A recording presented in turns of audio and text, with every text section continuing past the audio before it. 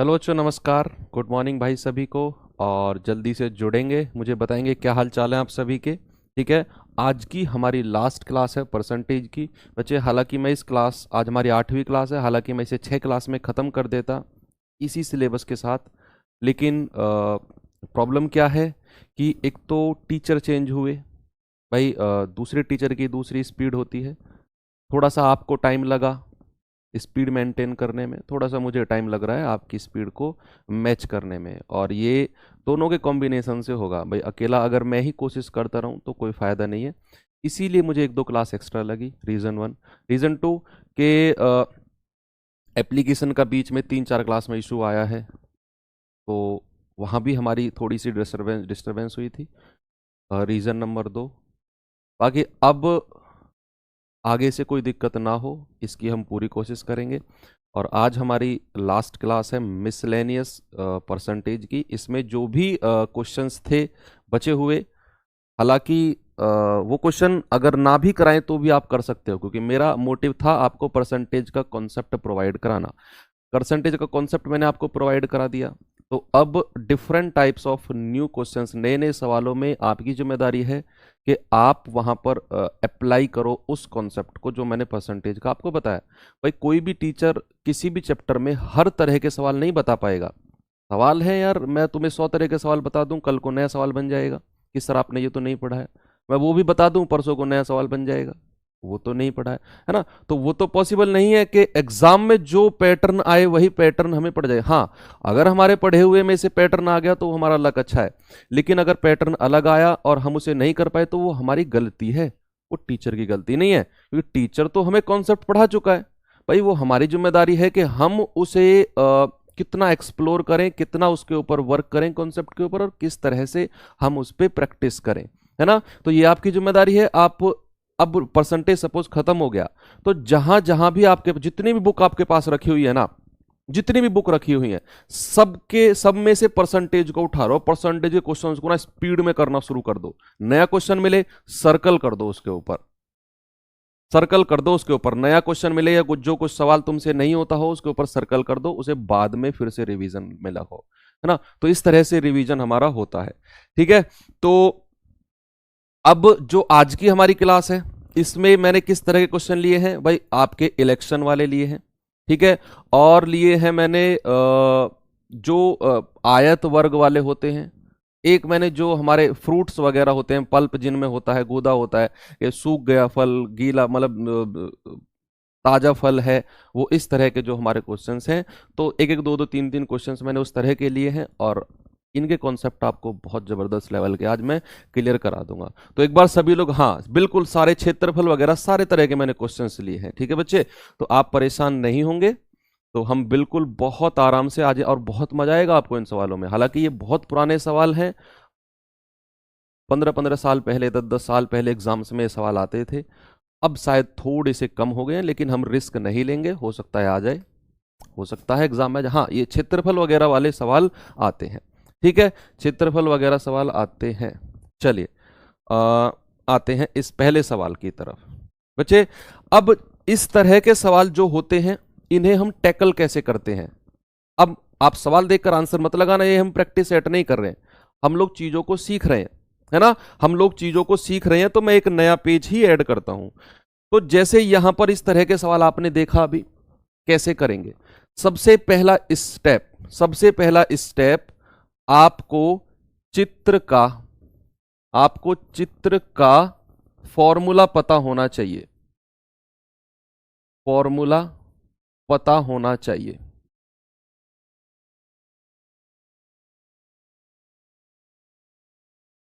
चित्र का आपको फॉर्मूला पता होना चाहिए कि जो चित्र हमें दिया हुआ है, चाहे वो आयत की बात करेगा, चाहे वो वर्ग की करेगा, चाहे वो घन की करेगा, चाहे घनाभ की करेगा, सिलेंडर की करेगा, किसी की भी करेगा, चाहे उसने कहा पेरीमीटर, क्षेत्रफल, सबका हमें फॉर्मूला याद होना चाहिए। अगर हमें फॉर्मूला याद नहीं है तो बच्चे हम सवाल में कहीं ना कहीं गड़बड़ कर जाएंगे। अगर हमें फॉर्मूला याद नहीं है तो सबसे पहला स्टेप क्या होगा हमारा, फॉर्मूला। इसीलिए मैंने इन सवालों को परसेंटेज में नहीं रखा था, मैं इनको आपको मेंसुरेशन क्षेत्रमिति में कराता, लेकिन आप लोगों ने कमेंट किए कि सर क्षेत्रफल वाले सवाल, फिगर वाले सवाल रह गए हैं। वो बुक वाले की भी मैं कहीं ना कहीं गलती मानता हूं, उसने परसेंटेज में डाला हुआ है, लेकिन ये सवाल मैं आपको फिर से जब मैं मेंसुरेशन कराऊंगा, मैं आपको हर चित्र का फॉर्मूला पढ़ाऊंगा कि ये फॉर्मूला होता है, उसके ऊपर कितने सवाल बनते हैं, तो वहां पर मैं आपको इन चीजों को कराता। इसीलिए मैंने इनको शुरू में नहीं डाला था, है ना, लेकिन आपकी डिमांड आई इसलिए मैंने मिसलेनियस में इसको डाला। तो बच्चे मैं ये रीजन भी बता रहा हूं कि मैंने इनको पहले क्यों नहीं कराया, क्योंकि मुझे ये मेंसुरेशन में कराने थे विद फॉर्मूलेज। पहला, ठीक है, चित्र का फॉर्मूला आपको पता होना चाहिए, ठीक है। दूसरी बात चीज क्या है, दूसरा क्या है कि आपको परसेंटेज के भिन्न पता होने चाहिए, परसेंटेज को भिन्न में बदलना पता होना चाहिए। आपको क्या पता होना चाहिए, परसेंटेज को भिन्न में बदलना।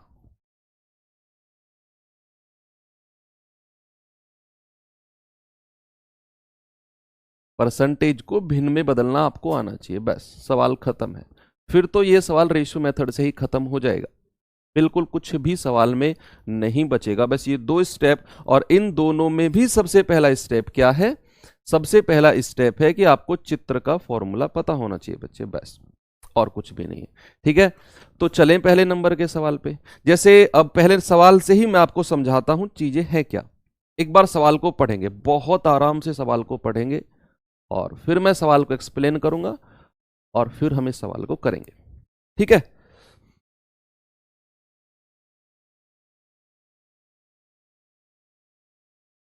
आराम से एक बार रीडिंग करिए सवाल की।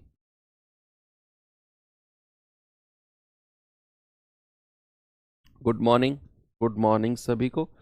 चलिए सवाल क्या है, यदि किसी वर्ग की प्रत्येक भुजा, यदि किसी वर्ग की प्रत्येक भुजा 10% की वृद्धि कर दी जाए तो क्षेत्रफल में, तो क्षेत्रफल में यानी कि एरिया में कितनी वृद्धि होगी, एरिया में कितनी वृद्धि होगी, यह सवाल मुझसे उसने पूछा है। बच्चे मैंने आपको पहला स्टेप क्या कहा, मैंने आपसे कहा सबसे पहले हमें क्षेत्रफल का एरिया पता होना चाहिए। चित्र का फॉर्मूला, चित्र का फॉर्मूला मतलब कि उसने जो मुझसे पूछा है क्षेत्रफल किसका, वर्ग का, तो बच्चे वर्ग के क्षेत्रफल का फॉर्मूला हमें पता होना चाहिए। भाई वर्ग होता है एक ऐसा चित्र जिसकी सभी भुजाएं बराबर होती हैं, जिसकी सभी भुजाएं, हालांकि इसीलिए मैंने इसको मेंसुरेशन में रखा था। आप सीधा सीधा इसका क्षेत्रफल का फॉर्मूला ही पढ़ो कि वर्ग का जो क्षेत्रफल, जो एरिया होता है वो होता है भुजा का स्क्वायर, यानी कि ए स्क्वायर। कितना, ए स्क्वायर। बच्चे आप नोट मत किया करो यार सवाल को, आप सवाल को नोट करने में लग जाते हो, जो मैं समझाता हूं वो दिमाग के ऊपर से जाता है, फिर मैं आगे चला जाता हूं, आप कमेंट करते हो सर जी समझ में नहीं आया, पीछे जाओ, रुक जाया करो, आराम से चलो। आप मुझे एक बात बताओ, सिंपल से आप मुझे बात बताओ, जो बच्चे नोट कर रहे हो, बच्चे एक सवाल मैंने आपको दिया, आप इसे नोट करोगे, फिर मैं रुका खड़ा रहूंगा, फिर मैं इसको समझाऊंगा, क्या मैं 5 सवाल से ज्यादा करा पाऊंगा आपको ऐसे, बताओ। और एक क्लास में 5 सवाल, अगर मुझे किसी क्लास में मान लो किसी चैप्टर में 70 सवाल कराने हो तो 14 क्लास लगेंगी उसे करने में। क्या एक टॉपिक पे आप 14 दिन, एक महीने में 2 ही टॉपिक कर पाओगे बस आप, बताइए। आप 6 महीने में सिलेबस कंप्लीट होगा। तो आप ऐसा करिए, आप रफ कॉपी लेकर बैठो यार, उससे ज्यादा समझ में भी आएगा। कंप्लीट फोकस समझने पे रखो अपना, जब क्लास खत्म हो जाए पॉज कर करके उसे लिख लो सवालों को, आप साथ के साथ लिखोगे चीजें नहीं आएंगी समझ में आपको। इसीलिए आपको लगता है कि मास्टर तेज चल रहा है, मैं तेज नहीं चल रहा हूं, आप लिखने में लग रहे हो, आप तब तक लिखते हो, मैं सवाल को समझा के आगे बढ़ जाता हूं। ये प्रॉब्लम चल रही है आपके साथ, जिनको लगता है कि क्लास तेज चलती है, नहीं। चलिए देखिए, क्षेत्रफल का जो फॉर्मूला होता है वो ए स्क्वायर होता है, ठीक है। अब मुझे एक बात पता चल गई कि इसका क्षेत्रफल क्या होता है। बच्चे जब भी आपको एरिया, जब भी आपको फॉर्मूला पता चल जाए, जो सवाल में पूछ रहा है उसका फॉर्मूला जैसे ही आपको पता चले, आप उसमें देखो जो भुजा है वो कितनी बार आई है। ए स्क्वायर का मतलब कितना, ए स्क्वायर का मतलब ए गुणा ए, तो भुजा कितनी बार आई है, भुजा आई है 2 बार। कितनी बार आई है, भुजा आई है 2 बार। कितनी बार आई है भुजा, भुजा 2 बार आई है। ए स्क्वायर, मान लो किसी चित्र का फॉर्मूला होता ए क्यूब, किसी चित्र का फॉर्मूला ए क्यूब होता, तो वहां पे भुजा कितनी बार आई होती, वहां पर भुजा कितनी बार आई होती, वहां पर तो 3 बार आई होती, वहां पर तो 3 बार भुजा आई होती।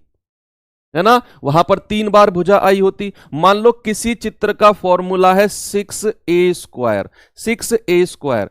जब भी ऐसा फॉर्मूला आपको मिल जाए जहां पर कोई संख्या जुड़ रही हो, तो बच्चे याद रखना, मुझे इस संख्या से कोई लेना देना नहीं है, मुझे इस संख्या से कोई लेना देना नहीं है, मुझे तो केवल भुजा से मतलब है। मान लो किसी का स्क्वायर फॉर्मूला है 4a², मुझे इस संख्या से कोई लेना देना नहीं है बच्चे, मुझे केवल भुजा से मतलब है, मुझे केवल भुजा से मतलब है ना। तो यहां पर भुजा कितनी बार आई? 2 बार भुजा आई है। तो 10% का फ्रैक्शन देखो, 10% को जब मैं भिन्न में बदलता हूं तो 1/10 आता है। कितना? 1/10 आता है। उसने कहा प्रत्येक भुजा 10% वृद्धि हो जाए, तो 10 से बढ़ के कितनी हो जाएगी? पहली बार तो 11, और जितनी बार भुजा का रिपीटिशन हुआ है, याद रखना, जितनी बार भुजा का रिपीटिशन हुआ है,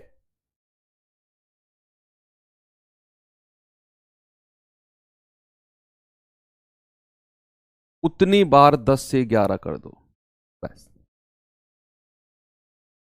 उतनी बार 10 से 11 कर दो, बात खत्म। भुजा का रिपीटिशन 2 बार हुआ है तो 10 से 11, 10 से 11 2 बार कर दो, गुणा करेंगे 10 धाम 100 और 11 धाम 121।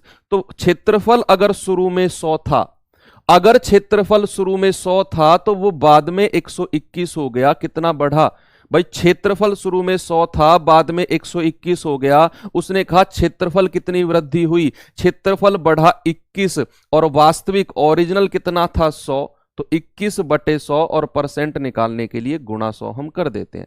कितना आएगा? 21% की वृद्धि हुई है, 21% की इसमें वृद्धि हुई है। अब सुनिए, ये तरीका, जहां भी देखो, जहां भी भुजा का रिपीटिशन 2 बार हो, जहां भी भुजा का रिपीटिशन 2 बार हो, स्टार बना के लिख लो। जहां भी भुजा का रिपीटिशन 2 बार हो, वहां पे आप एक फॉर्मूला लगा सकते हो। रेशियो से मैंने आपको करा दिया बच्चे, ये फॉर्मूला भी आप लगा सकते हो, a+b+a×b/100। ठीक है? कब केस में? जहां रिपीटिशन, जहां किसी फॉर्मूले में भुजा 2 बार आई हो, बस। जहां भुजा 3 बार आई हो वहां पर हमें रेशियो मेथड लगाना है, 4 बार आई हो वहां पर हमें रेशियो मेथड लगाना है। ठीक है? जहां पर केवल 2 बार आई हो, क्योंकि भुजा 2 बार है तो मेरे पास 2 ही वेरिएबल हैं जिनके लिए मैं ये फॉर्मूला लगा सकता हूं। तो सवाल ने कहा 10% की वृद्धि, 10% की वृद्धि। तो 10 2 कहां से? अरे ए, मैंने कहा ये आया कितनी बार है? 2 बार आया है, इसलिए लिखा है 2 बार। इस 2 का कोई मतलब नहीं है यार। तुम लोग पता नहीं सवाल कैसे कैसे करते हो कि जिनका जवाब भी बताना बहुत मुश्किल है। ये 2 का एक और ए कितनी बार? 2 बार आया, इसीलिए तो मैं कह रहा हूं लिखो मत। तो यहां पर कितनी बार? 2 बार। तो 10% 2 बार है, तो 10 + 10 गुणा 10/100 कितना आ जाएगा? ये तो 21% आ जाएगा। बिल्कुल करेक्ट है। इस तरह से भी। नेक्स्ट सवाल पे चलते हैं। अब ये तो वर्ग का सवाल हो गया, वर्ग का सवाल हो गया। अब किसकी बात करेंगे? आयत की बात करेंगे। आयत पे क्या करें? सोचो, सवाल को पढ़ो और फिर कोशिश करो, फिर कोशिश करो। ठीक है? भूल गए तो फॉर्मूला फिर नहीं कर पाओगे। रजत चौबे भाई, फिर आपसे सवाल नहीं होगा। भूल गए तो फिर खत्म है। अरे चीजें भूल गए तो फिर सिलेक्शन ही कहां हो पाएगा भैया? सिलेक्शन के लिए तो हमें बिल्कुल परिपक्व होकर जाना होता है।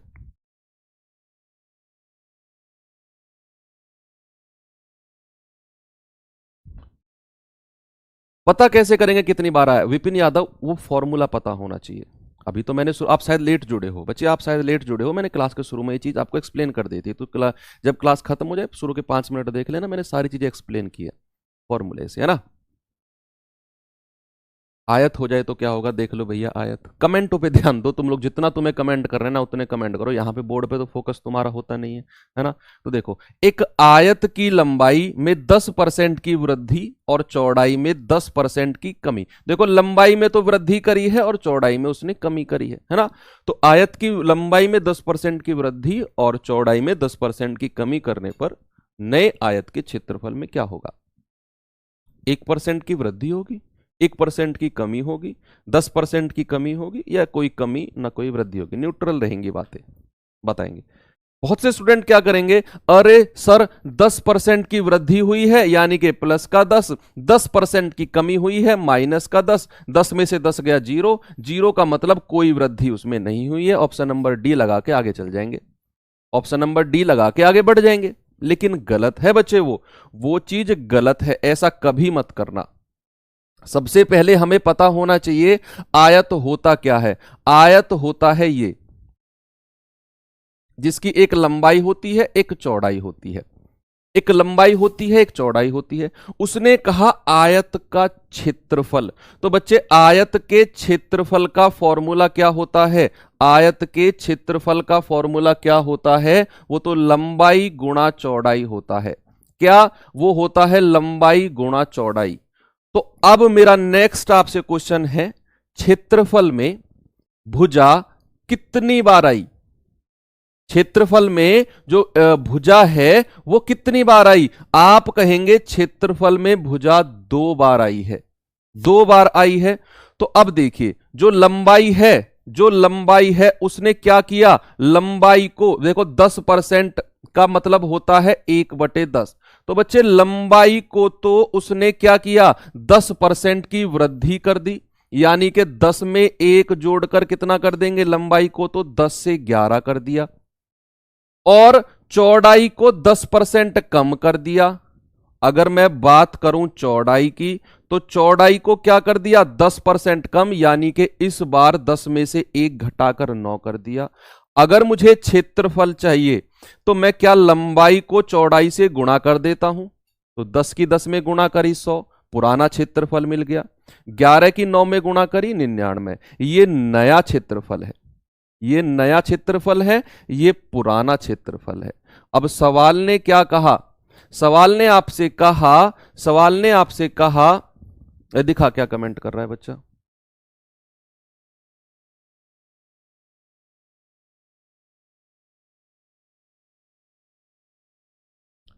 ठीक है। देखिए उसने कहा नए आयत के क्षेत्रफल में क्या होगा। देखिए पुराना आयत है 100, नया है 99, कितना कम हुआ, क्या ये 1 यूनिट कम हुआ।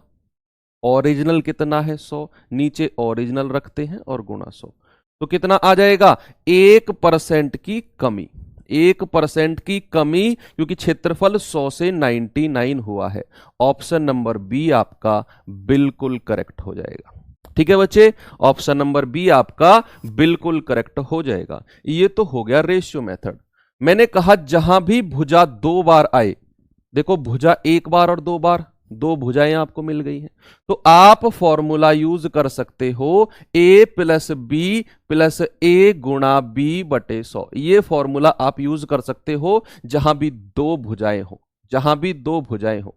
तो एक बार तो 10% की वृद्धि हुई है प्लस का 10, एक बार 10% की कमी हुई है माइनस का 10, प्लस 10 गुणा माइनस का 10/100 कितना आएगा, ये तो कैंसिल आउट हो गया, 2 जीरो से 2 जीरो खत्म, माइनस का 1%, माइनस का 1% का मतलब होता है 1% की कमी। तो ये फॉर्मूला भी आप यूज करके अपना आंसर लगा सकते हो। ठीक है, बिल्कुल ठीक है। अगले सवाल पे चलते हैं, नेक्स्ट सवाल पे आ जाइए।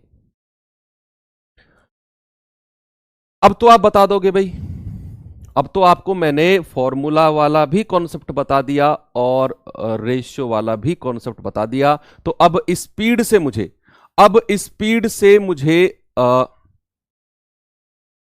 ठीक है ठीक है, अब आप मुझे स्पीड से आंसर बता दो बच्चे, क्या होगा इसका, क्या होगा इसका उत्तर जल्दी से।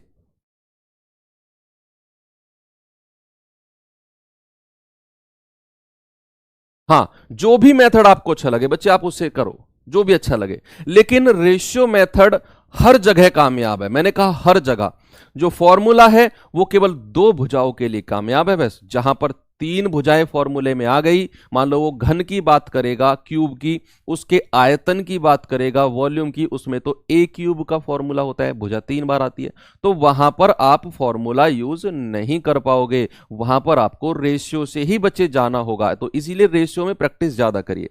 तो किसी वर्ग, देखो वर्ग की ही बात कर रहा है कि प्रत्येक भुजा 30% बढ़ने पर क्षेत्रफल, तो वर्ग का क्षेत्रफल कितना होता है ए स्क्वायर। भुजा 2 बार आई है तो फॉर्मूले से भी कर सकते हो और रेशियो मेथड से भी। तो 30% का फ्रैक्शन कितना होता है 3/10। ठीक है, तो पहली बार भुजा कितनी बार कर दी 10 से 3 बढ़ाकर 13 कर दी, और भुजा 2 बार आई है तो 2 बार 10 से 13 कर दो, तो ये कितना हो गया 169, और ये कितना हो गया 100। यानी कि अगर वर्ग का पुराना क्षेत्रफल 100 था तो नया क्षेत्रफल 169 हो गया। कितनी वृद्धि करी 69 की वृद्धि, और कितने पर ओरिजिनल तो 100 था और गुणा 100, तो कितने परसेंट बढ़ गया भैया, वो तो 69% बढ़ गया। कोई से भी ऑप्शन में नहीं है, इसीलिए ऑप्शन नंबर डी आपका बिल्कुल करेक्ट है। क्लियर है, चले नेक्स्ट, चले अब, है ना, आ गया सबको समझ में। फॉर्मूले से भी आप कर लेना, आप करना a प्लस बी प्लस ए गुणा बी बटे 100। ठीक है, बटे 100, 30% को रखोगे 30 और 30 60 प्लस 30 गुणा 30 बटे 100, कितना आ जाएगा, 2 जीरो से 2 जीरो खत्म, 3 तिया 9, 69% यहां से भी आ जाएगा। ठीक है, 69% यहां से भी आ जाएगा। चल,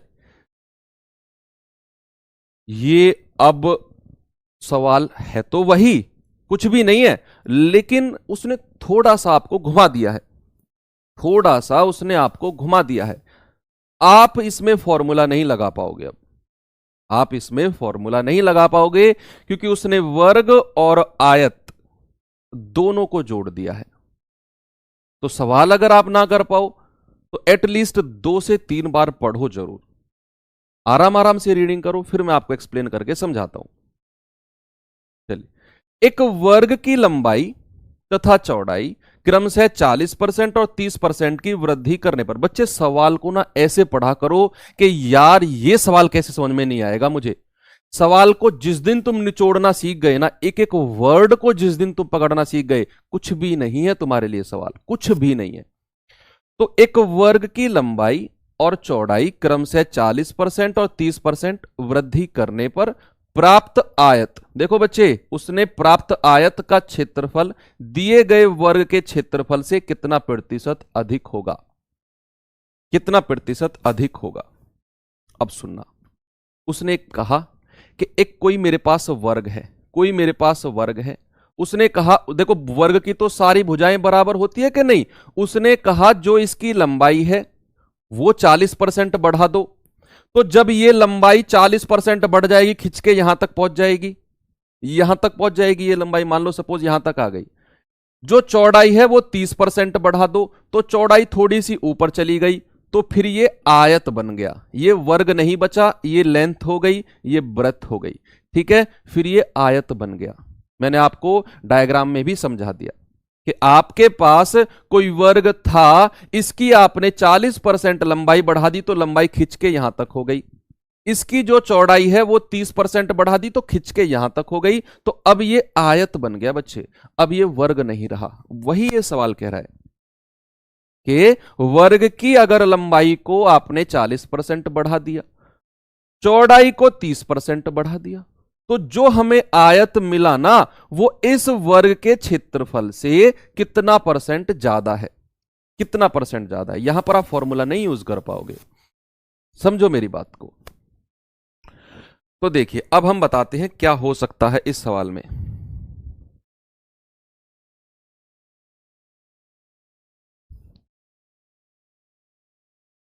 एक वर्ग की लंबाई तथा चौड़ाई क्रम से, हाँ फॉर्मूला इसमें यूज कर सकते हो आप a प्लस बी वाला, क्योंकि यहां पर दो ही भुजाओं की बात कर रही है ना, तो प्लस ए बी गुणा 100, 82%। ठीक है, चलो देखते हैं क्या है सवाल। उसने कहा लंबाई तथा चौड़ाई में क्रमशः 40% और 30% की वृद्धि हुई है।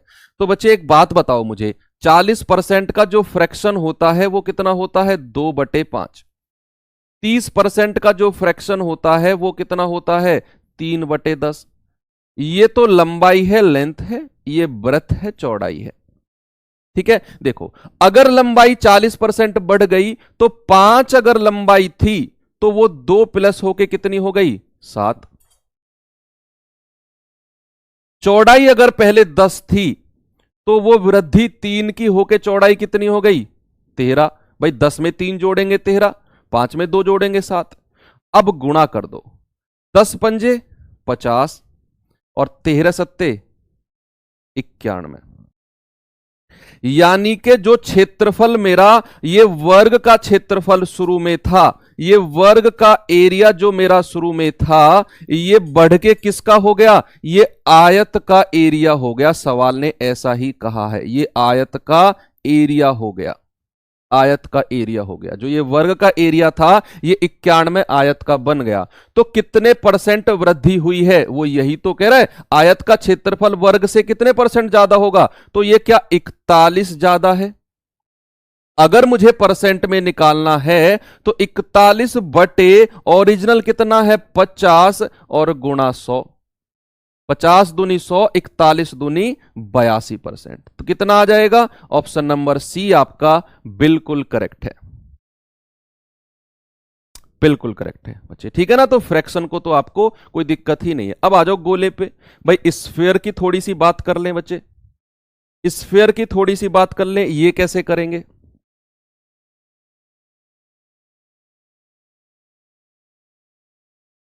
देखो सवाल को।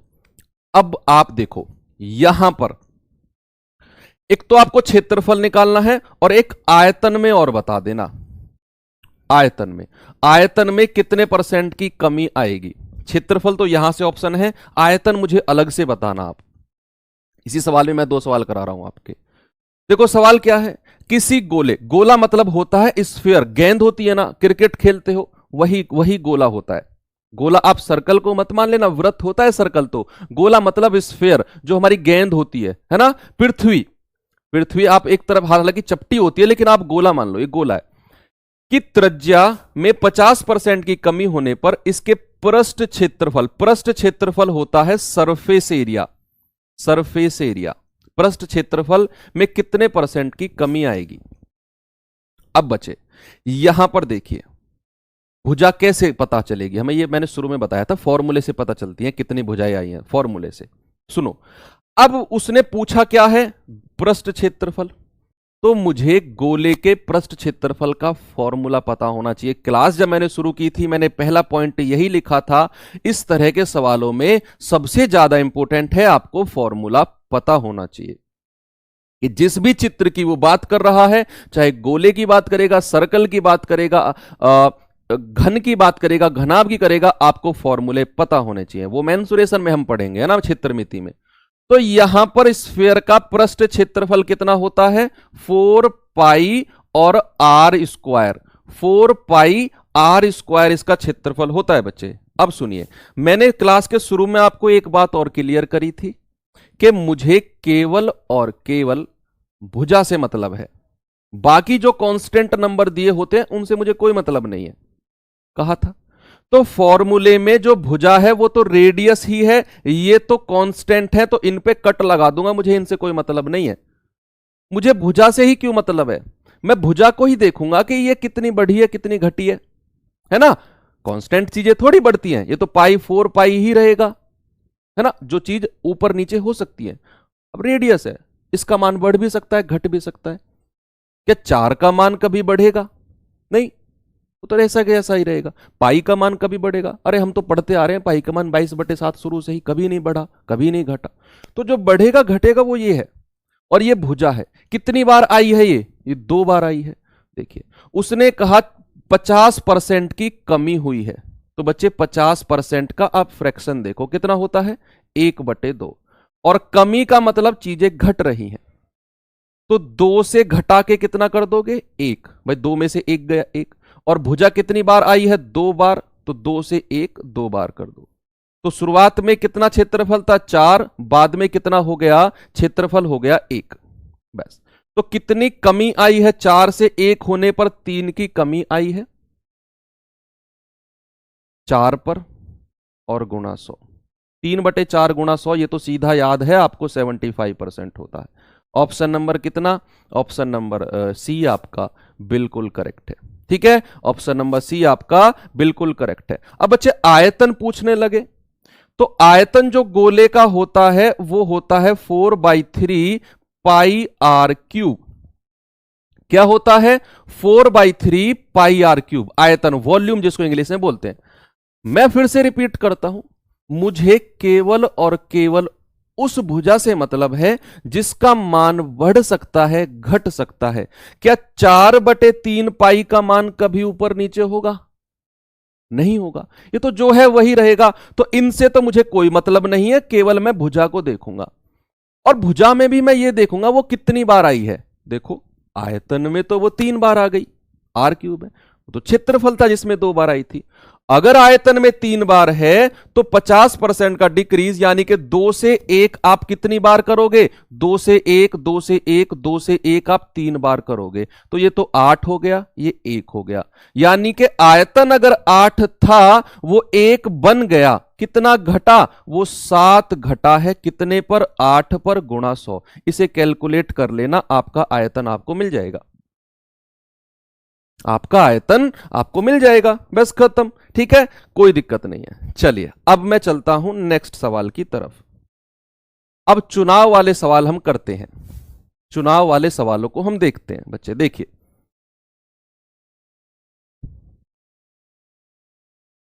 चुनाव वाले सवालों को देखते हैं। देखिए, उसने कहा एक चुनाव में 2 उम्मीदवार हैं, एक उम्मीदवार 30% मत लेकर 16,000 मतों से हार गया, तो कुल कितने मत पड़े?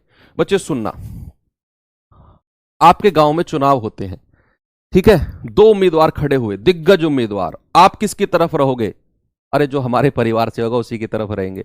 ये बड़ी पार्शलिटी होती है यार गांव में, जो परिवार से होगा उसी की तरफ होंगे, चाहे वो काम करे या ना करे। आपको पता है कि वो निकम्मा है, वो नहीं करेगा काम, अरे हमारे परिवार में से इसलिए सपोर्ट कर रहे हैं। ठीक है, घूमोगे गांव गांव में, इसे वोट देना है मेरे चाचा जी, स्टेटस लगा लोगे, चाहे चाचा जी को यह भी ना पता हो कि प्रधान बोलते किसको है, लेकिन चाचा जी को प्रधान बनाना है। चलो ठीक है, बना लो। मान लो 2 खड़े हुए गांव में, एक को मिले 70% वोट, एक को मिले 30% वोट। क्लियर है? एक को 70%, एक को 30%। अब जीतेगा कौन? 70% वाला जीतेगा। आप 70% वाले के पास गए, मतलब 100 वोट पड़े, जीतने वाले को 70 वोट मिले, हारने वाले को 30 वोट मिले। ये सोचो, आप जीतने वाले के पास गए, आपने कहा भाई साहब कितने वोट मिले? उसने कहा मुझे 70 वोट मिले हैं। फिर आपने अगला सवाल किया, आप कितने वोटों से जीते हो? जैसे ही आपने अगला सवाल किया कि आप कितने वोटों से जीते हो, तो वो 70 वाला अपने प्रतिद्वंदी को देखेगा, कॉम्पिटिटर जो हारा है 30 वोट वाला, और वो देखेगा 30 वोट उसको मिले हैं, मुझे 70 वोट मिले हैं, क्या मैं 40 वोटों से जीता हूं? तो जब भी ये सवाल आए कि वो कितने वोटों से जीता, तो हमेशा हारने वाले से और जीतने वाले का डिफरेंस हम देखते हैं। ये बात आप स्टार करके लिख लो, हालांकि ये कॉमन सी बात आपको पता भी होगी कि जब भी हम हारने जीतने वाले की बात करेंगे तो हारने वाले और जीतने वाले के बीच का डिफरेंस हम देखते हैं कितना है। ठीक है, डिफरेंस हम देखते हैं। तो यहां पर एक चुनाव में 2 उम्मीदवार थे, एक उम्मीदवार को 30% मत मिले और 16,000 मतों से हार गया, तो कुल कितने मत पड़े थे? बच्चे देखो, एक हारने वाला है, एक उसमें जीतने वाला है, एक हारने वाला है और एक उसमें जीतने वाला है। हारने वाले को कितने परसेंट मत मिले हैं? 30%। तीसरे जीतने वाले को कितने मिले होंगे? 70%। अब सवाल की अगली लाइन पढ़ो, आप सवाल की अगली लाइन पढ़ो। मत लेकर 16,000 मतों से हार गया, जिसपे मैं सर्कल कर रहा हूं ना, वहां पे ज्यादा गौर करो, वहां पे ज्यादा गौर करो। 16,000 मतों से हार गया। अब मुझे बताओ, हारने वाले के पास अगर मैं गया, हालांकि कोई जाता नहीं है हारने वाले के पास में, क्यों जाए भाई, बतेरा खाया उसका, 7-8 दिन घूमे, खूब उसकी जलेबियां खाई, खूब मिठाइयां खाई, अब क्यों जाए? और बोतल भी खूब पी आपने उनकी, आपने नहीं, मतलब लोग, गांव की बात कर रहा हूं। ठीक है, तो 30% हारने वाले को मिले, मैं उसके पास गया, मैंने पूछा कितने परसेंट से हार गया, तो वो देखेगा जीतने वाले को 70% मिले हैं, मुझे 30%, तो कितने परसेंट से हार गया? क्या वो 40% से हार गया? बच्चे, क्या वो 40% मतों से हार गया है? क्योंकि डिफरेंस देखते हैं जीतने वाले से। और ये 40% किसके बराबर हो जाएगा? ये 40% क्या 16,000 के बराबर हो जाएगा कि नहीं? 40% क्या 16,000 के बराबर हो जाएगा? तो हमें निकालना है कितने मत पड़े 100% का मान। तो 1% का मान कितना 16,000 बटे 40। तो बच्चे 100% का मान कितना हो जाएगा कुल मत गुणा इसमें 100 कर दो। तो 20 दूनी 40, 20 पंजे 100, 2 अट्ठे 16 और 8 पंजे 40। कितने मत पड़े हैं ये तो आपके 40,000 मत। कितने 40,000 मत पड़े हैं। ठीक है, कितने पड़े हैं 40,000 मत पड़े हैं। ऑप्शन नंबर डी आपका बिल्कुल करेक्ट है। चलें अगले सवाल पे, चलें क्या? ठीक है, बढ़िया। अगले सवाल पे आ जाते हैं। देखो इस तरह के सवाल 2-3 लेकर आया हूं, इस तरह के सवाल। एक सवाल मैं समझाऊंगा, एक आपको खुद ट्राई करना है। फिर सवाल को पढ़ो, बहुत आराम से पढ़ो सवाल को। हाँ, इनकम एक्सपेंडिचर वाले भी हैं बच्चे, परेशान मत होइए। देखो सवाल को, एक चुनाव में 2 उम्मीदवार थे, इसमें कुल 7500 मत पड़े। इसमें कुल 7500 मत पड़े। इन मतों में से 20% मतों को अवैध घोषित कर दिया गया। 20% मतों को अवैध घोषित कर दिया गया। यदि एक उम्मीदवार को वैध मतों का 55% मत मिले तो दूसरे उम्मीदवार को कितने वैध मत मिलेंगे? ये सवाल है, ये सवाल है। ठीक है, देखते हैं फिर से। कोई चुनाव हुआ, उसमें कितने उम्मीदवार थे? 2 उम्मीदवार हैं, 2 उसमें कैंडिडेट हैं। टोटल वोट पड़े कितने हैं? भाई टोटल वोट जो पड़े हैं, चुनाव का माहौल चल रहा है आजकल, तो चुनाव वाले सवाल देखते हैं। टोटल मत पड़े हैं 7500, 7500 टोटल मत, टोटल वोट उसमें एनरोल हुए हैं। अब हुआ क्या, इनमें से कुछ अवैध घोषित हो गए, है ना? इनमें से कुछ अवैध घोषित हो गए। क्यों? क्योंकि भैया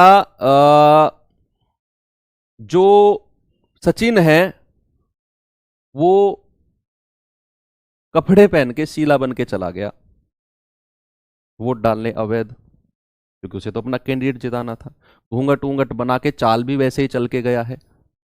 लेकिन हुआ क्या, जो वहां पे बैठे थे लोग, उन्होंने पकड़ लिया सचिन को और खूब धोया। ठीक है, तो वो अवैध मत में आ गया, है ना? वो अवैध मत में आ गया। जैसे वो वोट डाल के बाहर निकला, उसको पहचान लिया सचिन को।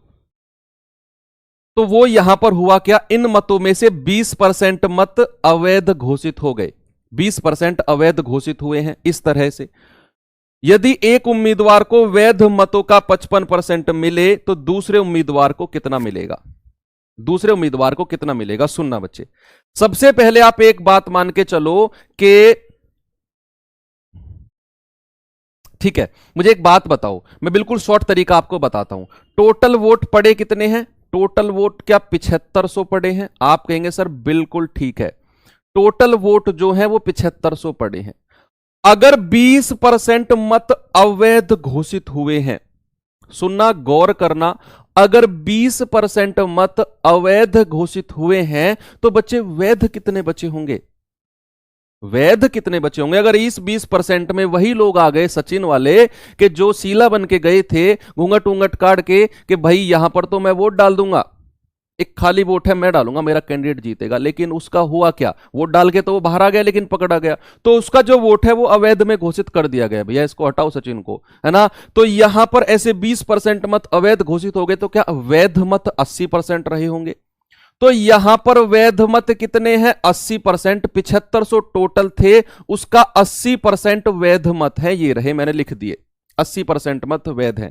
अब हुआ क्या, इन वैध मतों में एक उम्मीदवार को तो 55% मिले हैं, तो वो पूछ रहा है दूसरे को कितने मिले होंगे। बच्चे अगर एक को 55% मिले हैं तो दूसरे को क्या 45% नहीं मिले होंगे? अगर एक उम्मीदवार को 55% मिले हैं, क्या दूसरे को 45% मिले होंगे? क्योंकि 55 और 45 मिलकर ही तो 100% मत बनाएंगे। अगर एक को 55% मिला है वैध मतों का, वैध मत कहां पे, ये रहे, तो दूसरे को तो 45% मिले होंगे, तो यहां पे 45% से गुणा कर दो, ये दूसरे उम्मीदवार के मत आपको मिल जाएंगे। गुणा करेंगे, आंसर आ जाएगा। कितना आएगा? आंसर आपका आ जाएगा ऑप्शन नंबर ए, बिल्कुल करेक्ट है। कैसे? 5 और 4 9, संख्या मेरी 9 का गुणज होनी चाहिए, केवल एक ही ऑप्शन में है। तो 2 जीरो से 2 जीरो खत्म, 25 3 75 और 25 चौके 100, 4 से कटेगा 20 बार और 45 दूनी न, कितना आएगा ये? 25 चौके 100, 4 20 चौके 80 और 20 गुणा 45। क्या आप कुछ पूछ रहे हैं क्या? दूसरे उम्मीदवार को कितने वैध मत मिले?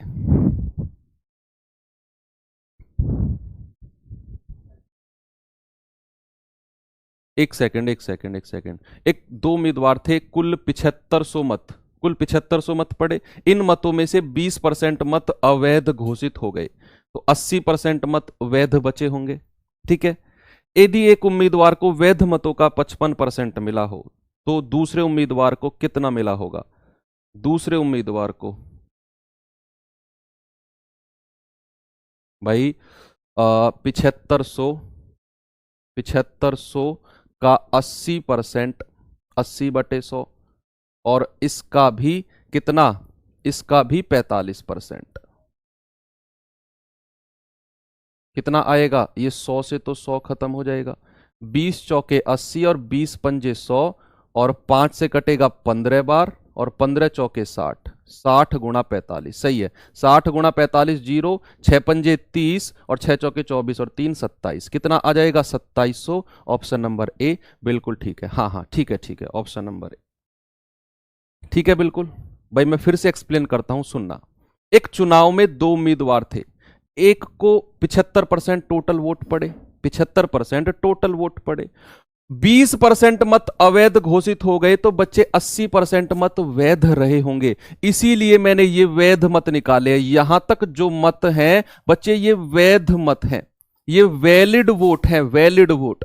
अब उस वैलिड वोट में से भी 55% एक को मिले हैं, तो क्या बच्चे 45% दूसरे को मिले होंगे? तो वो दूसरे वाले उम्मीदवार के ही पूछ रहा है, जो कि 45% है। तो इन वैध मतों का 45% निकाल लो, 2700 ही आएगा, 2700 ही आएगा। बिल्कुल करेक्ट आपका आंसर है।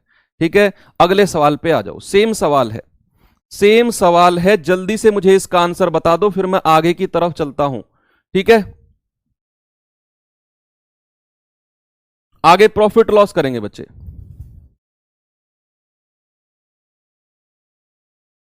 आ जाइए सवाल पे। उसने कहा दो उम्मीदवारों के बीच हुए एक चुनाव में एक उम्मीदवार को कुल वैध मतों का 52% मत मिला तथा कुल मतों के 25% मत अवैध घोषित हो गए। कुल मतों की संख्या 8400 है, तो दूसरे उम्मीदवार को कितने वैध मत मिले होंगे? सेम सवाल है, सेम सवाल है। टोटल वोट कितने हैं? कुल मत कितने हैं? 8400 मैंने यहां पर लिखा। अब इसमें से 25% तो अवैध घोषित हो गए, तो वैलिड कितने रहे होंगे? तो वैध कितने रहे होंगे बच्चे? वैध रहे होंगे 75%। अगर 25% इनवैलिड हो गए तो वैलिड कितने रहे होंगे? वैलिड, अवैध यानी कि इनवैलिड, जिनकी काउंटिंग ही नहीं हुई, जो कह दिया ये फर्जी वोट है। फर्जी वोट जो होती है वो अवैध मत होते हैं, फर्जी वोट। तो 25% अगर फर्जी वोट आ गई तो 75% हमारी वैलिड रही होंगी, यानी कि ये हमारे वैध मत हैं, ये टोटल हमारे वैध मत आ गए, है ना। उसने कहा एक उम्मीदवार को 52% मत मिले हैं, तो उसने पूछ रहा है दूसरे को कितने मिले होंगे।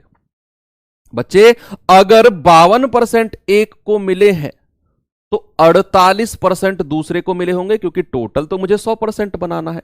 तो 52% एक को मिले हैं, तो वैध मतों का 48% दूसरे को मिले होंगे। ये आप कैलकुलेट करेंगे, ये आप कैलकुलेट करेंगे और अपना आंसर बताएंगे क्या होगा। ये आंसर कैलकुलेट करके बताएंगे। 2 जीरो से 2 जीरो खत्म, 25 3 75, 25 चौके 100 और 4 से कटेगा 12 बार और 12 तिया 36, 12 तिया 36 गुणा 84। ठीक है, तो कितना आएगा? लास्ट में 4 आएगा, 6 चौके 24, ये कितना आ जाएगा? 3024। कितना आ जाएगा? 3024। ऑप्शन नंबर सी आपका बिल्कुल करेक्ट है। सेम सवाल है, सेम उसी की तरह सवाल है। अब आ जाते हैं खर्च एक्सपेंडिचर वाले सवालों पे बच्चे। अब एक्सपेंडिचर वाले सवालों पे हम आ जाते हैं। ठीक है, देखते हैं इस तरह के सवालों को हम कैसे कर सकते हैं। बहुत इजी तरीके से बताऊंगा। जो तरीका मैं आपको बता रहा हूं, याद रखना, उससे बेस्ट तरीका कोई नहीं हो सकता है। आपने पहले कुछ भी पढ़ा हो, लेकिन एक बार ये तरीका आप सीख के देखना, बहुत मजा आएगा। और 2-3 सवाल आप प्रैक्टिस करेंगे, चीजें क्लियर हो जाएंगी बिल्कुल। देखिए, राघव अपनी आय का 80% खर्चा करता है। ठीक है, यदि उसकी आय में 12% की वृद्धि होती है और उसकी बचत में 10% की कमी होती है, तो उसके खर्च में वृद्धि कितने परसेंट की होगी? सवाल को पढ़िए, फिर से पढ़िए सवाल को, एक बार नहीं 2 बार सवाल को पढ़िए। बहुत आराम आराम से सवाल को पढ़ेंगे और फिर हम एक्सप्लेन करना शुरू करेंगे सवाल को।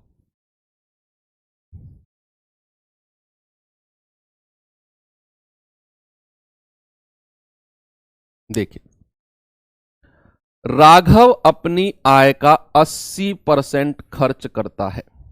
बच्चे, आप जब जॉब लग जाओगे, आप कमाना शुरू कर दोगे, आपका खर्चा और आपकी बचत अगर मैं दोनों को जोड़ दूंगा तो आपकी इनकम बन जाएगी। कितना आपने खर्चा किया, कितना आपने बचाया, दोनों को जोड़ देंगे तो यानी कि कितना आएगा, कितना आपने कमाया। तो अगर मैं आपसे कहूं कि आय, यहां पर लिखूं इनकम, ठीक है, यहां पर लिखूं खर्चा, एक्सपेंडिचर जो होता है, और ये आपकी बचत, जिसको बोलते हैं क्या, सेविंग्स।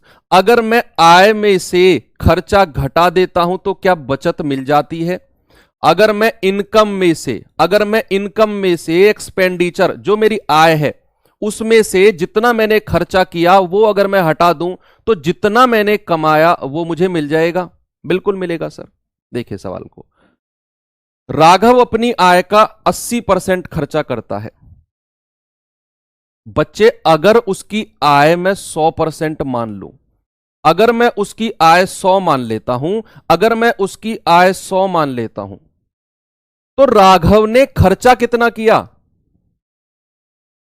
80 किया। राघव ने खर्चा कितना किया? राघव ने 80 किया।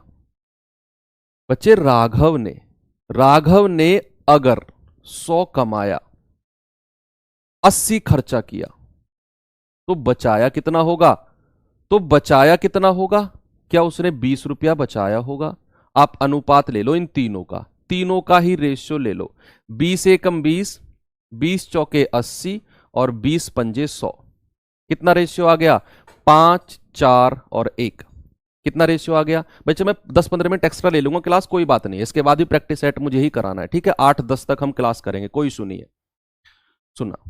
अगर उसने आय 5 थी, खर्च उसका 4 है, बचत 1 हो जाएगी। मैंने तीनों का अनुपात ले लिया, ये रेशियो मैंने ले लिया। अब सवाल स्टार्ट होता है, सुनना। उसने आय में 12% की वृद्धि करी है, बचत में 10% की कमी करी है।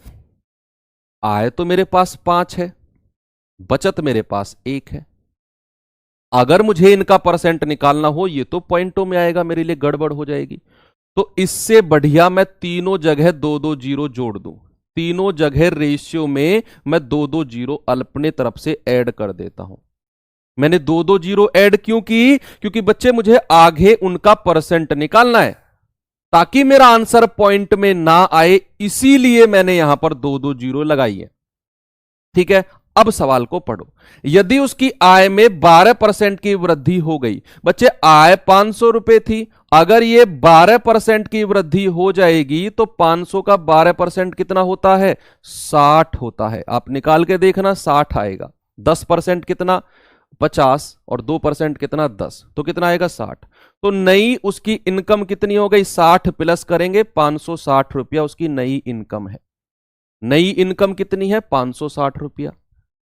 बचत में 10% की कमी होती है, बचत कितनी है? 100। और इसमें अगर 10% की कमी होगी तो कितने की कमी होगी? 10 की ही कमी होगी। तो नई बचत कितनी हो जाएगी? नई बचत तो 90 हो जाएगी। नई बचत 90 हो जाएगी। अब उसकी नई कमाई 560 रुपए है, नई बचत 90 रुपए है, तो नया खर्चा कितना होगा? 560 रुपए कमाए, उसमें से 90 बचा लिए, तो खर्च कितने किए होंगे? भाई 560 कमाए, 90 उसमें से बचत कर लिए तो उसने खर्च कितने किए होंगे बताइए। 560 कमाए, 90 बचत कर लिए, खर्च कितने किए होंगे? 0, 16 में से 9 गए 7, 470 क्या उसने खर्च किए होंगे? 470 क्या उसने खर्च किए होंगे? बिल्कुल ठीक है। पहले वो कितना बचा खर्च कर रहा था? 400। वो कह रहा है उसके खर्च में वृद्धि प्रतिशत। पहले वो 400 खर्चा कर रहा था, अब 70 अधिक करेगा, तो कितना अधिक किया? 70। ओरिजिनल कितना है? 400 और गुणा 100। 2 जीरो से 2 जीरो खत्म, 4 से 70 जाएगा भाई, 2 दूनी 4, 35 दूनी 70, और 35/2 होता कितना है? 17.5%। कितना होगा? 17.5%। ऑप्शन नंबर ए बिल्कुल करेक्ट है। ठीक है, मैं एक बार फिर से इसको एक्सप्लेन करता हूं, सुनना। सवाल में क्या है? राघव अपनी आय का 80% खर्चा करता है। बच्चे मैंने 3 चीज ली, आय, खर्चा और बचत। आय, खर्चा, बचत। मुझे पता है आय में से अगर मैं खर्चा हटा देता हूं तो मुझे बचत मिल जाती है। अगर उसने 80% खर्चा किया है, मैंने मान लिया उसने 100 रुपया कमाया, 100 में से अगर 80 खर्चा कर दिया तो बच्चे उसने बचाया कितना होगा? 20 रुपया बचाया होगा। 100 में से 80 मैंने घटा दिया, तीनों का रेशियो ले लिया, 5 4 1 आ गया। अब चूंकि मुझे ये परसेंट बढ़ाने थे तो मैंने 2 जीरो इनमें जोड़ दी, 2 जीरो जोड़ दी। अब उसने कहा आय में 12% की वृद्धि, तो 500 का 12% 60 हो जाएगा, तो नई आय हो गई 560। और बचत में 10% की कमी, बचत पहले 100 थी, 10% की कमी होकर बचत 90 हो गई। तो अब वो 560 कमा कर 90 खर्च कर, बचत कर रहा है, तो खर्चा कितना करेगा? 470। पुराना खर्चा 400 था, नया खर्चा 470 है, तो कितना बढ़ा? 70 खर्चा बढ़ा है। ओरिजिनल 400 है, बटे 400 गुणा 100 यानी के 17.5%। ठीक है, 17.5% बिल्कुल ठीक है। अब ये सवाल आप खुद करेंगे बच्चे, ये सवाल मैं आपको होमवर्क के लिए देता हूं, ये सवाल आप खुद करेंगे।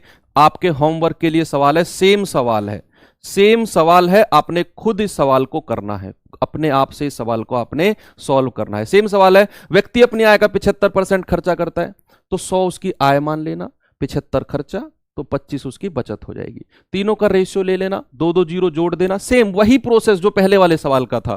फिर जो बढ़त व घटत कह रहा है आप उस हिसाब से उसको कर लेना। ठीक है, चलिए इस सवाल पे आएंगे। हाँ, 112% भी आप निकाल सकते हो, बिल्कुल ठीक है नितिन भाई, 112% भी आप निकाल सकते हो।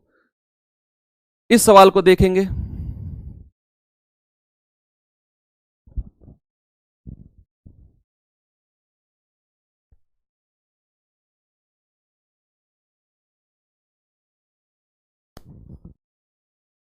चलिए करेंगे इस सवाल को सॉल्व, क्या होगा इसका।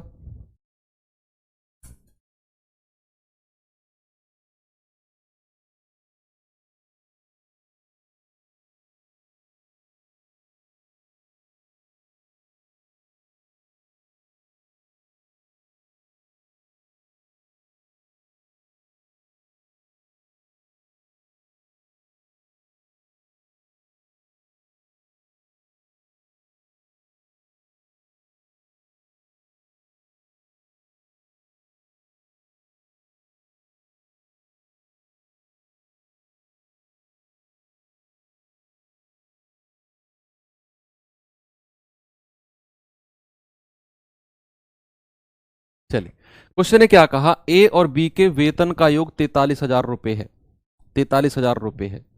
ए अपने वेतन का 95% खर्चा कर देता है, बी अपने वेतन का 80% खर्चा कर देता है।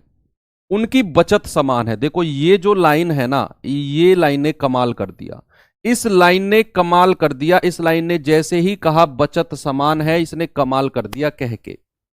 सुनना, ए और बी के वेतन का योग 43,000 रुपए है। बच्चे आपके पास 43,000 रुपए हैं, ए का कुछ वेतन ए मान लो, बी का कुछ वेतन बी मान लो, ये इनके वेतन है ए और बी, इन दोनों में बटने हैं। टाइम हो गया, मैं 10 मिनट लेट छोड़ूंगा बच्चे क्लास को, एक तरह का सवाल मुझे और समझाना है अभी आपको, 10 मिनट लेट छोड़ूंगा मैं क्लास को, 8:10 पे। ठीक है, तो सुनना, काली गेंद लीली गेंद यार वो अपने आप कर लेना रोहित भैया, मैं प्रैक्टिस सेट में ले आऊंगा उसको। हालांकि आपको परसेंटेज पढ़ लिया तो उसकी जरूरत आपको नहीं है, जितना परसेंट बोले उतने परसेंट निकालो यार, मैं प्रैक्टिस सेट में ऐड कर दूंगा, फिर आप परेशान मत होइए। ए और बी वेतन का योग 43,000 रुपए है।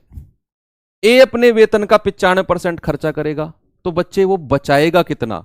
आप मुझे एक बात बताओ, अगर ए ने 95% खर्चा कर दिया तो बचाया कितना होगा? आप कहेंगे सर उसने 5% बचाया होगा। कितना?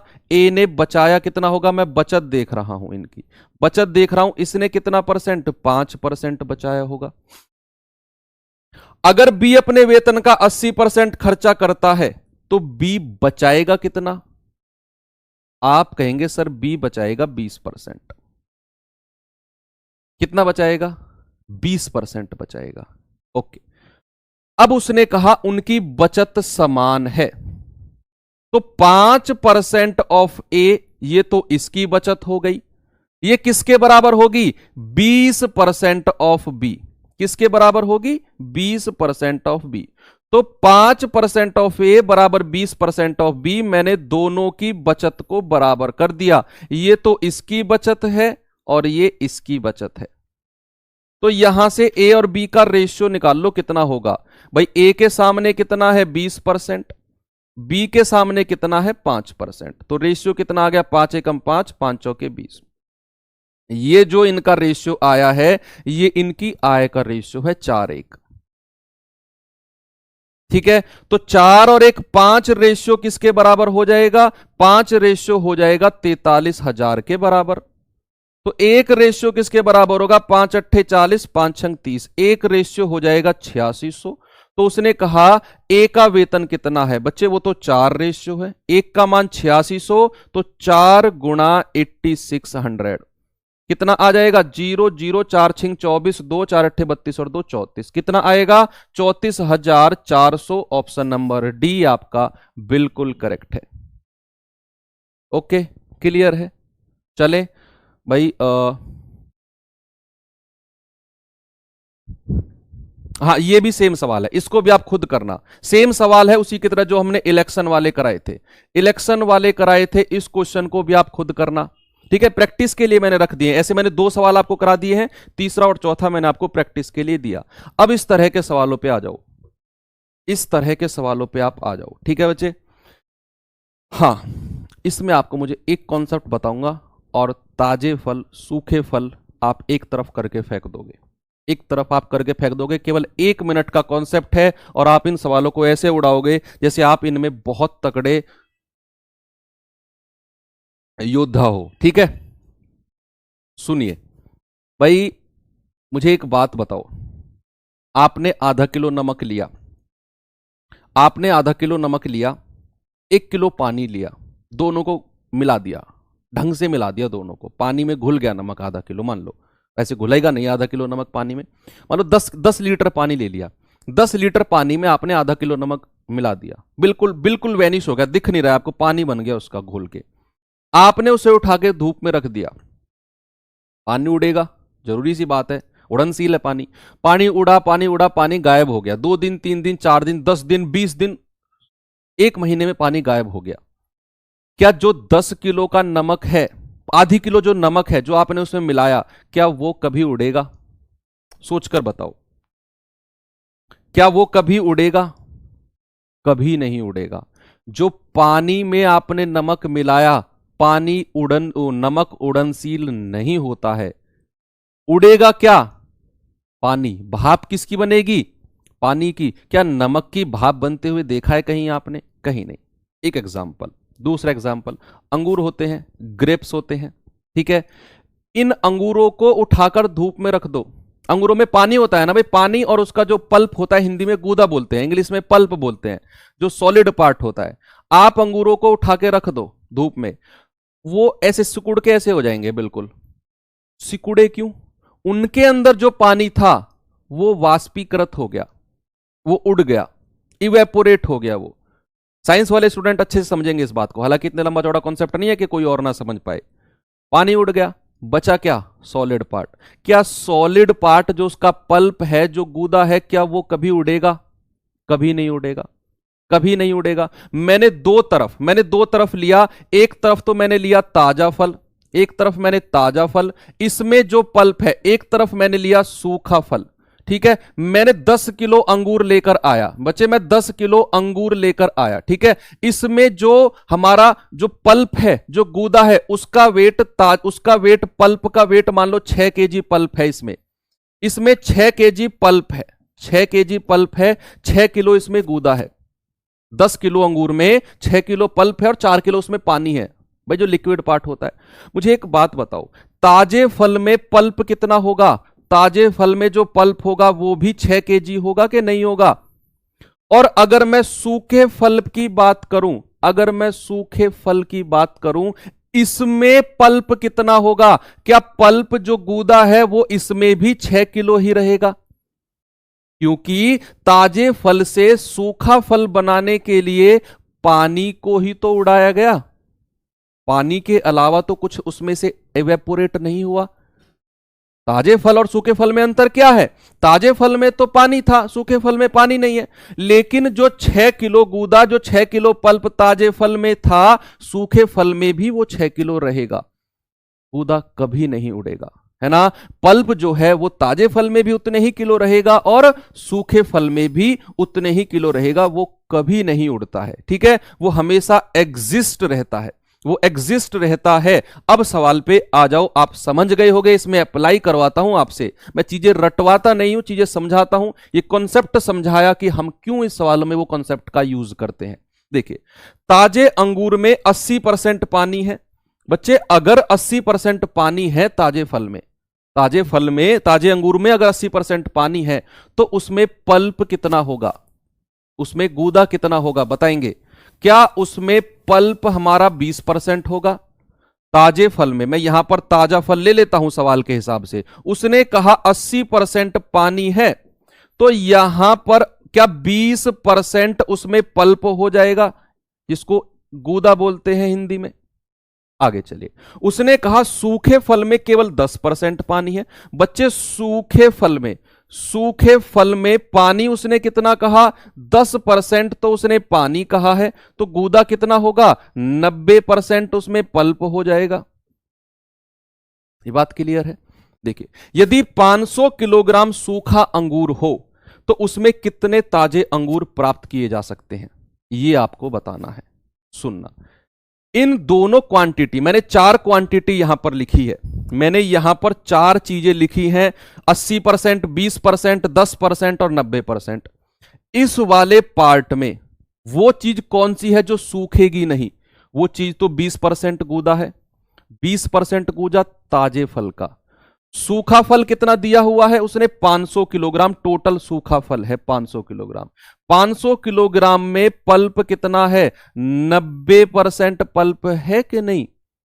90% पल्प है कि नहीं ताजे? भाई सूखे फल में 10% पानी है, 90% उसमें पल्प है, और सूखा फल 500 किलोग्राम है, तो इसका 90% निकालो, कितना होगा?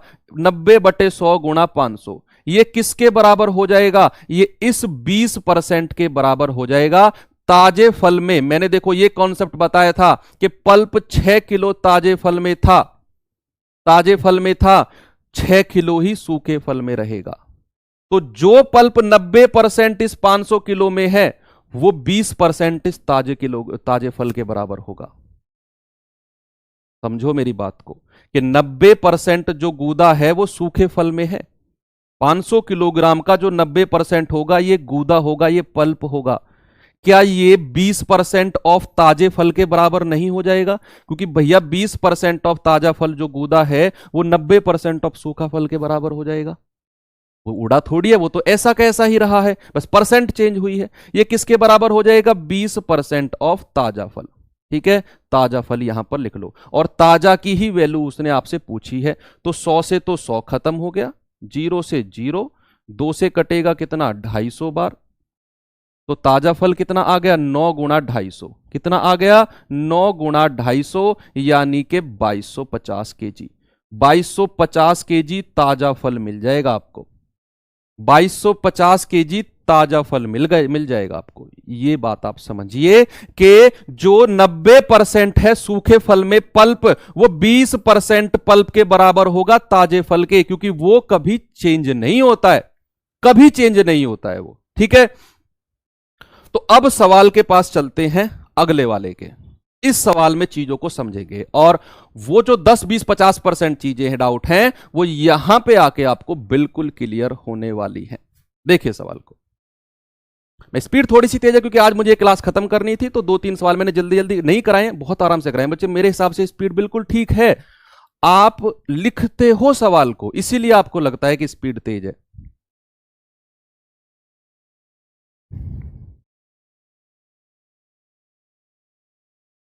कपिल कुमार भाई, वो बचत के अनुपात के बराबर नहीं है। ए और बी तो मैंने आय ही माना था, बचत ए नहीं थी, बचत तो 5% ऑफ ए थी, आय का 5% बचत थी। आप ए को बचत मत मानो, 5% ऑफ ए बचत थी, आय का 5%, वहां पे 20% ऑफ आय बचत थी। ठीक है, तो चलिए, ताजे फल में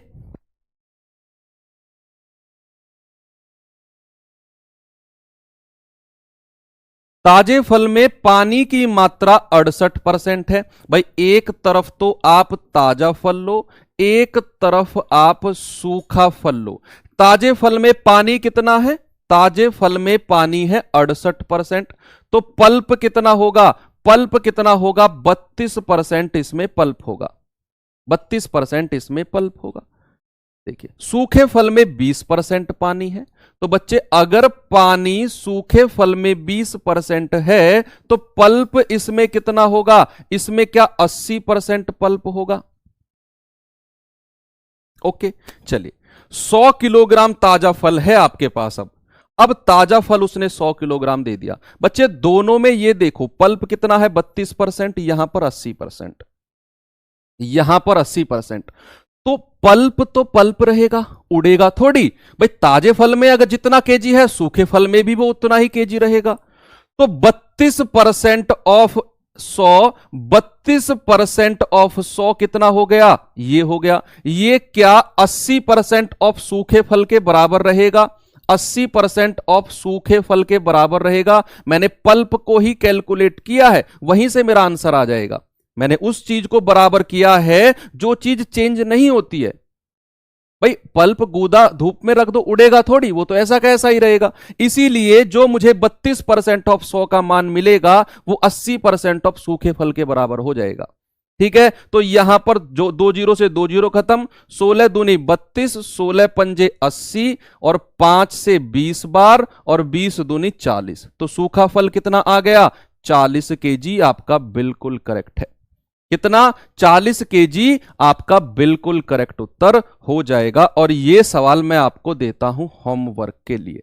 ठीक है, यह सवाल मैं आपको होमवर्क के लिए देता हूं, बिल्कुल ठीक है। ओके, आप करना। और अब मैं चलता हूं 8वां सवाल। क्या दिक्कत है 8वें सवाल में ब्रदर? क्या दिक्कत है? एक चुनाव में 2 उम्मीदवार थे, 7500 मत पड़े, 20% अवैध घोषित हो गए, तो वैध बचे 80%। यदि एक उम्मीदवार को वैध मतों का 25% मिला हो, यह वैध मत है, इसका 55% किसको मिला है? एक उम्मीदवार को। तो दूसरे उम्मीदवार को कितने वैध मत मिले हैं? दूसरे उम्मीदवार को वैध मत ही वो पूछ रहा है। तो 55% अगर वैध मत एक को मिले हैं तो दूसरे को 45%। ये टोटल वैध मत थे, इसका 45% क्या नहीं निकाल पाओगे आप? 2700 बिल्कुल ठीक तो है। तो चलिए मिलते हैं नेक्स्ट क्लास में। कल से हम प्रॉफिट लॉस, लाभ हानि शुरू करेंगे। मिलते हैं तब। थैंक यू, बाय बाय, जय हिंद।